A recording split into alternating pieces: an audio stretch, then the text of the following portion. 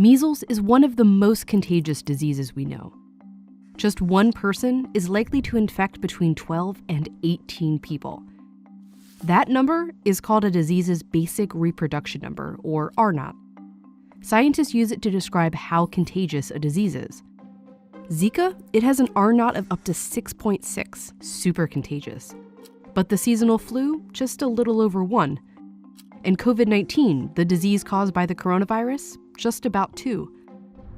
That difference between the flu and COVID-19 doesn't seem so big, especially when you look at them next to these really contagious diseases.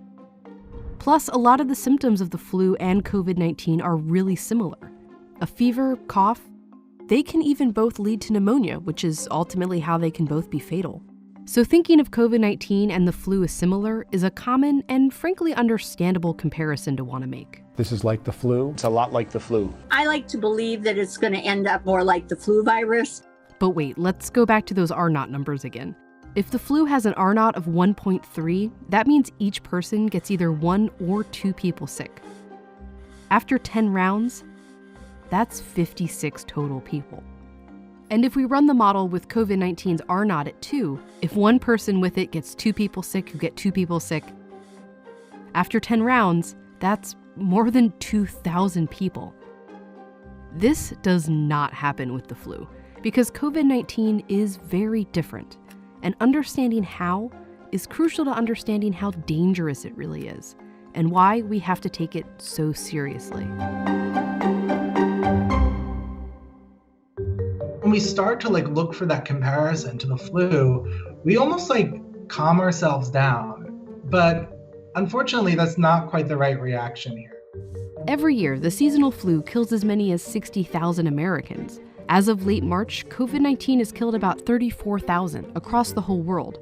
But scientists expect that number to go up, way up. Tens of thousands of people a year die of the flu. But we haven't had this for a year yet. We've only had this for a few months. The trouble is coming, and we can predict it, and we can see what's coming, at least to a certain extent. The first really big difference between COVID-19 and the flu is how long it takes you to feel sick.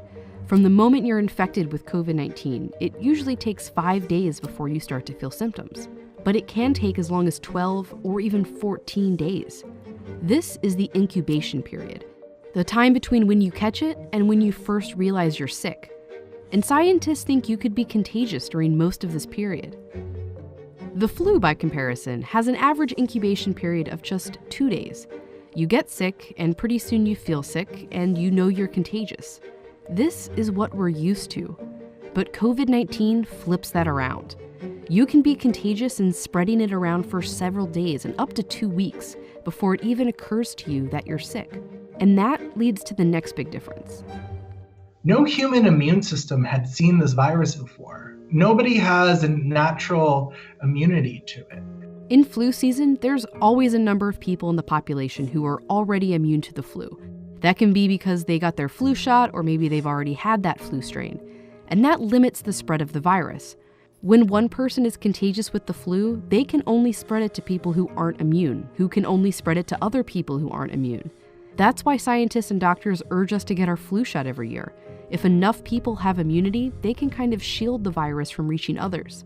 The more immunized people, the more they can protect those that are susceptible to the virus. But COVID-19 is brand new. None of us have had it before, and there's no vaccine, which means nearly everyone on the planet is susceptible. So when a contagious person, who may not even know they're infected, comes into contact with others, it can spread like wildfire.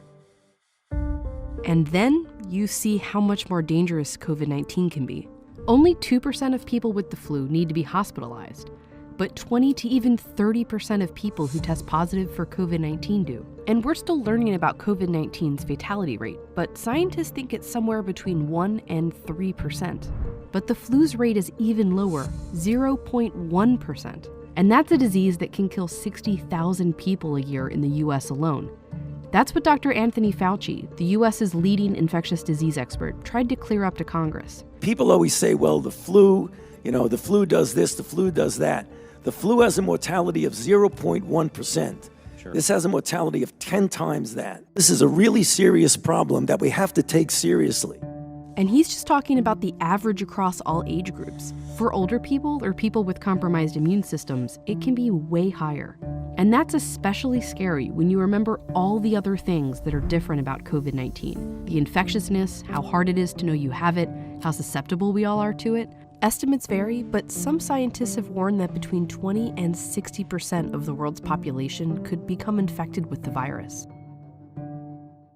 Because COVID-19 has no cure and no vaccine, the only defense we have against it is social.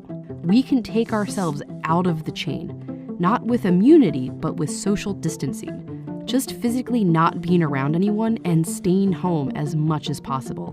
But that only works if each of us takes it seriously, which is why comparing it to the flu, while understandable, is not helpful.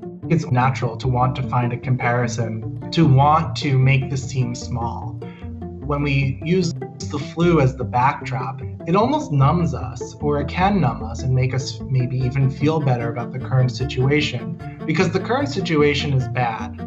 So now is not the time to be numb. We need to be vigilant and then use our vigilance for useful actions.